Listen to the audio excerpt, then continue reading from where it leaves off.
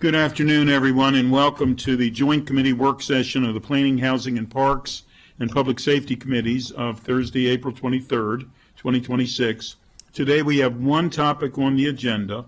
It's the FY27 operating budget and FY27 through 32 capital improvement program for the Maryland National Capital Park and Planning Commission, Park Police. As we begin, I'd like to thank Ms. Farag for preparing the staff report for the topic today, and for once again and always assembling most informative packets for us. I'm going to ask my co-chair between bites, Councilmember Friedson, if he has any opening comments, and then I'm going to ask anyone who is here to please come up for the panel. I'm going to ask Councilmember Friedson if he has any opening comments. I'm going to ask the other joint committee members if they have any opening comments, and then I'm going to ask the panel to please introduce themselves, and if they have any opening comments, and then ask Ms. Farag to walk us through the discussion. No opening comments. All right. Best speech ever. Best speech ever. You know, everybody's good? All right. Yeah. All right. So does any of the panel could please introduce themselves? Mitty Figueredo, Montgomery Parks Director. Kate Bentley, the budget manager for Montgomery Parks. Lakeisha Robinson, Montgomery County Park Police Chief. Abdul Rauf, the Office of Management and Budget. Do you have any opening comments?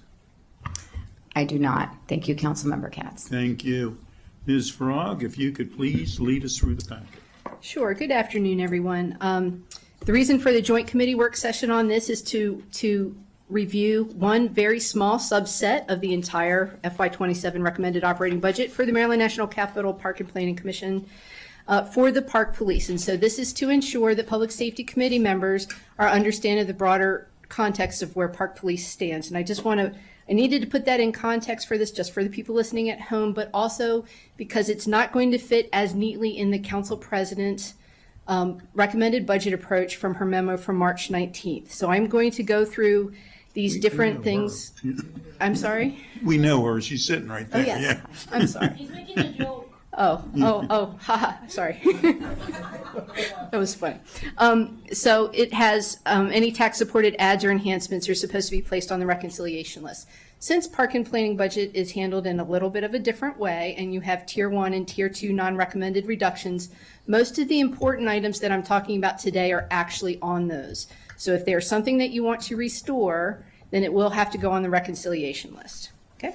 So on page 2, it's about $1 million increase for park and planning. There are no new positions included. They do have 117.6 work years, but this reflects 127 positions, 98 of which are sworn, and in the sworn complement you have 8 vacancies. There was one submission of testimony with public testimony in favor of funding the Park Police.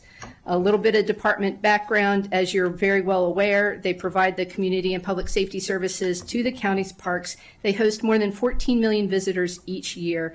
It is a large network of different parks that are found across the county, so it's got a unique kind of patrol deployment type of operations going on. In terms of an operating budget equity tool analysis, they are not required to provide this, but the Park Police have been doing racial equity and social justice work for years. We've been updated for the past several years on their different types of initiatives. I'm just going to go over a few of these. And these are providing opportunity to develop partnerships and community relations outside of within a non-enforcement role. So one of the things they have is Autism Engagement Program. They continue to host a therapeutic group session at the Woodlawn facility, and this provides individuals on the spectrum with opportunities to interact with domesticated animals in a structured and supportive environment.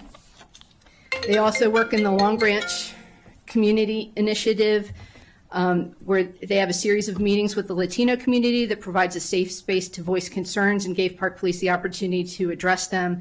They are also engaging in events like the Juneteenth celebration at Cabin John Park, the 134th anniversary of the Lincoln Park community at Mount Calvary Baptist Church, and Sligo Fest. Those efforts are focused on strengthening their relationships with the community, addressing the community's needs, and creating meaningful opportunities for long-term trust building and community connection. They also participate in a women's empowerment conference with the Montgomery and Prince George's County Park Police which focuses on empowerment and mental health. In terms of budget discussion items, I'm going to go through them starting on page 3. The budget change number 1 is just a $1,000 increase. This change reflects just projected increased pricing. There is no contractually obligated increase here, and they advise that this funding is not necessary for continued operations. So I'm not recommending that this be placed on the reconciliation list. Budget change number 2 for body-worn camera maintenance is $1,000. This is a tier 1 non-recommended reduction. It's an increase to their other services and charges category and is not contractually obligated. However, it is operationally necessary. The Park Police body-worn cameras and the in-car videos are out of warranty and maintenance costs have increased.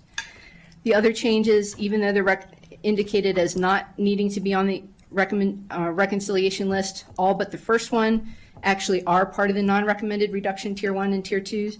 The first one is overtime for about $30,000. That's in the base. Their total projected overtime for FY27 is $894,000.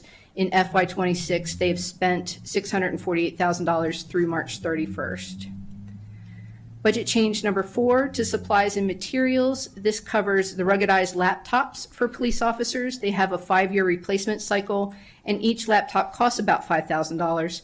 They should replace 20 laptops a year to ensure timely replacement over the 5-year cycle. However, this year's request was slightly lower. If it was approved, they would have $64,000 total to replace their laptops, and this is an increase over last year's approved amount of $35,000. That is a tier 1, and again, if you want that to be placed on the reconciliation list, that's a restoring of the item. Budget change number 5 for proficiency testing services at $10,000. This again is under other services and charges and reflects a $10,000 increase to their contract for testing services, and it is contractually obligated. For officer promotion tests from police officer 2 to police officer 3, as well as police officer 3 to police officer 4. It is formally an unfunded contractual obligation that was handled by Central Administrative Services, and Park Police are now coordinating this contract to ensure that they anticipate costs before they impact the budget. Budget change number 6 is the CAD, or the computer-aided dispatch system upgrades. It's initially funded here at $212,000, but this is actually split between tier 1 and tier 2. And the tier 1 is the one I'd really like to focus on. Part of this 212 is $80,000 for current CAD system upgrades. The remaining $132,000 has been appropriated to purchase a different CAD system, but that's no longer needed. They advise that this is a contractually obligated spending, and it's in their tier 1 list of non-recommended reductions. The remaining $132,000 is a tier 2 non-recommended reduction. Council staff indicates that the CAD system, which handles their dispatch for their calls, for their police calls, is a critical piece of their operations and recommends restoring this item on the reconciliation list for $80,000. The remaining amount, $132,000, is no longer needed. Budget change number 7 for other contractual increases. This is a small increase, and it includes several contractually obligated increases, including the Blue Peak Logic training database, Power DMS document management, and Versaterm, which is their internal affairs software and public portal. That is a tier 1 item as well. A summary of the committee discussion points is not as full as what I should have put, again, because this is a different process. So everything that's listed on page 4, other than the overtime, is a non-recommended reduction that would have to be proactively restored by you on the reconciliation list. I'm recommending my priorities in terms of operations would be to restore $80,000 for the computer-aided dispatch and the $35,000 for the ruggedized laptops. Okay. Thank you very much. First of all, let me thank you all for everything you do. I've seen you in the parks, and I know that you do a great job. And I also want to applaud the various ways that you're engaging in your various initiatives, the cultural community outreach, the autism engagement program, and the Long Branch Community Initiative. I know that's not something that you just do every day, but it's something that we sincerely appreciate. And before we get into the various budget items, I know Councilmember Joando had something that I'm going to ask. It's related to one of the budget items, so. Okay, go ahead. Well, first, Chief Robinson, congratulations on your, I know you've been in the role for a while and acting, but now official, so we're happy to have you in the official role. And I promised my son Isaiah he could take a picture with the Chiefs, so Chief Yamada in the back, okay, so just FYI. And so if you can hang around for that, that would be my budget request. No quid pro quo. Yeah, exactly. Well, he didn't put any pressure on anybody, does it? Yeah. Good grief. But I did want to ask, and you all do a great job, and I remember years ago with Chief McSwain, we had talked about how when your law enforcement was experiencing trouble hiring, you all had not had that, you had closed that gap, and I'm assuming that's still the case. I want to ask about that, number one. And then number two is related to the overtime. I'm seeing you're requesting, there was a request for $30,000 in additional overtime, bringing you up to $894 from $648 last year, $648,000. I just want to know what's driving that and how that relates to the first question, the staffing issue. Does that make sense? It does. Thank you for that question. First question in regards to hiring. You're right. We don't have any issues with folks wanting to be interested in Park Police. We now do have a gap with 8 positions, but that's because of lapse. So we have these positions on hold. But as soon as we get the go, we do have people in the Harper currently in the background process to be hired. Park Police is a hot commodity. People, they hear about us, they want to be a part of us. So we don't have any issues hiring. I think kind of like to piggyback off of what Chief McSwain had said before, our officers are our best recruiters. They're out here, they're in the parks, and people see what they do, and they're impressed. They want to be a part of that. And in regards to the additional in the overtime budget, So that the 30,000 increase is just to keep up with the overtime increases.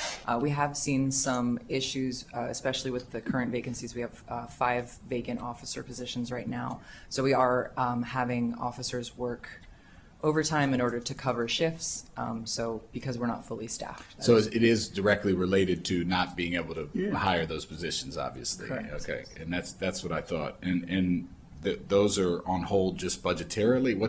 That was just a savings. What was I'm trying to remember what We're at a 10% lapse right now across the department. That includes Park Police. Yeah. So there are, and we are at about 10% vacancy, Okay, which means we have vacant positions we just can't fill. got it. I appreciate that. That's what I thought, but I wanted to make sure. And thank you and welcome and thanks again. Thank you, Mr. Chair. Thank you. Anybody else? No? So I think we need to go through, for the overtime, I don't understand how we could not have overtime when we're doing this. I mean, this, just from a mathematical way. It's my understanding, but Ms. Bentley, could you correct me if I'm wrong? That's part of the base that was not on the Tier 1 or Tier 2 recommended. Correct. Cuts. We assume that to be covered in the county executive's Yeah. budget with the compensation increases. Yes. So does that, so what do we do? So you don't with have it? to worry about that one. We don't have to worry, Yeah. okay. You have to Well, all worry right, about can we do the rest of 2.2 them and that down. way too? Yeah. Yes. And then as far as, I mean, here we're saving $1,000 on car washes. Yes. I mean, that'll certainly take care of all of our issues.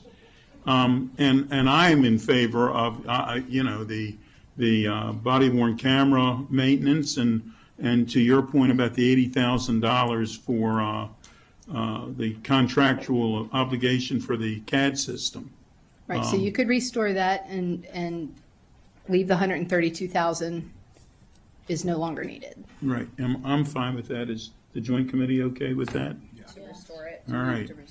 Yeah, I learned a long So time you ago, want the take body yes for worn an camera answer. maintenance for 1,000 on the Yes. reconciliation list and the $80,000 for the CAD on the reconciliation list. Good. Okay. Anything else? This committee is adjourned. Okay, thank you very much. And we are going to, some of the committee members